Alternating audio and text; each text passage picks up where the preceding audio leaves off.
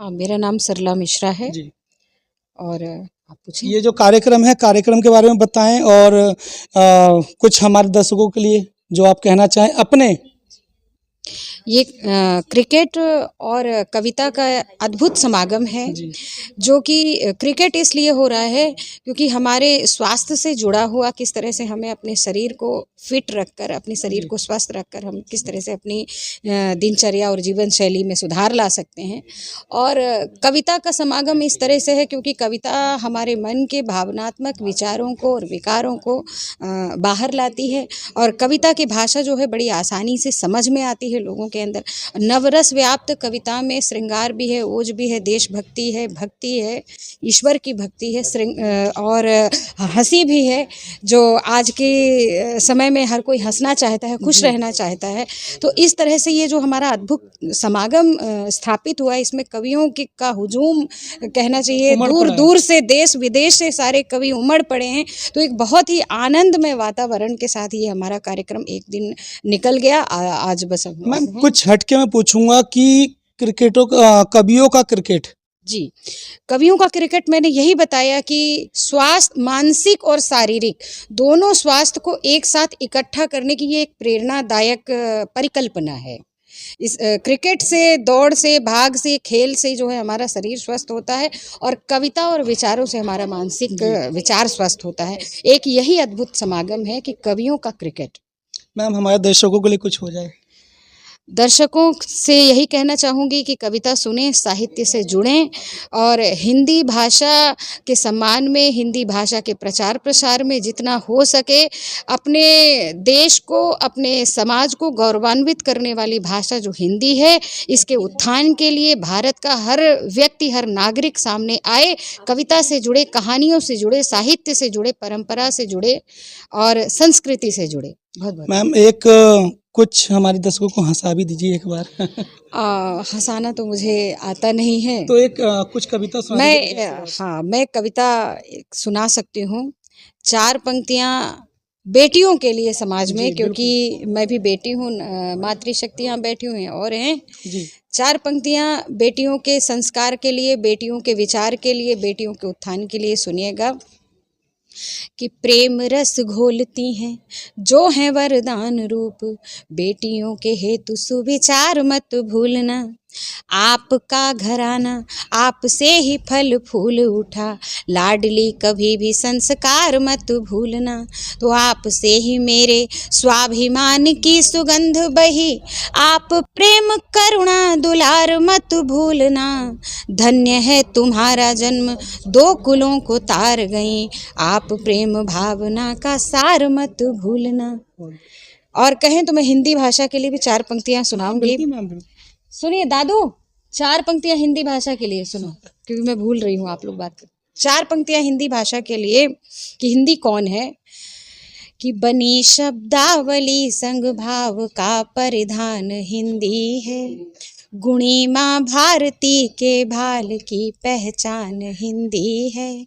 मुझे यह गर्व है मैं हिंद की माटी में पोषित हूँ, मेरा परिवेश हिंदी है, मेरा अभिमान हिंदी है, मेरा परिवेश हिंदी है, मेरा अभिमान हिंदी है। बहुत बहुत धन्यवाद। बहुत बढ़िया मैम ने बहुत बढ़िया ही एक कविता सुनाई है बेटियों के लिए। और हमारे साथ एक मैम और हैं, मौजूद हैं, जो कि इंडिया से नहीं है, आउट ऑफ इंडिया है। मैम से बात करते हैं। मैम क्या नाम है आपका? मेरा नाम है श्वेता सिंह उमा, और मैं रशिया से आई हूँ, मॉस्को से आई हूँ, और स्पेशली इसी प्रोग्राम के लिए आई हूँ, ललित फाउंडेशन के इस कवि प्रीमियम लीग के लिए। शायरा हूँ, लिखती हूँ, और बाय प्रोफेशन एक फैशन डिज़ाइनर हूँ, स्कल्पचर आर्टिस्ट हूँ, फिल्म प्रोड्यूसर हूँ।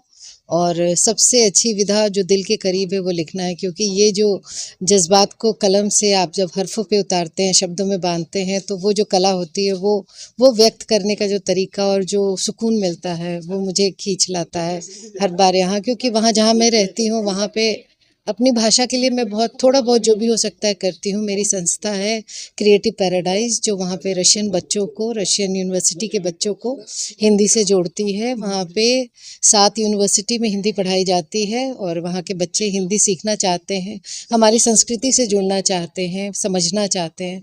तो मेरी संस्था यही काम करती है, प्रोडक्शन का काम करती है, बच्चों को साहित्य पहुँचाती है और यही प्यार, हिंदी का प्यार, उर्दू का। और जब मैं हिंदी की बात करती हूँ तो उसमें मैं जितनी भी रीजनल भाषा है सबको जोड़ के बोलती हूँ, क्योंकि वहाँ पे ना तो हम हिंदू हैं, ना मुसलमान है, ना मराठी है, ना बिहारी है। हम वहाँ हिंदुस्तानी हैं, भारतीय हैं और भारत को रिप्रेजेंट करते हैं। तो वहाँ की कम्युनिटी में हर तरीके के लोग हैं, तो हर भाषा का वहाँ सम्मान करने की कोशिश करती हूँ, सबको इकट्ठा करके मंच प्रदान करने की कोशिश करती हूँ। तो मैम आप लगातार हिंदुस्तान आती रहती हैं, कैसा प्यार दर्शकों से मिलता है?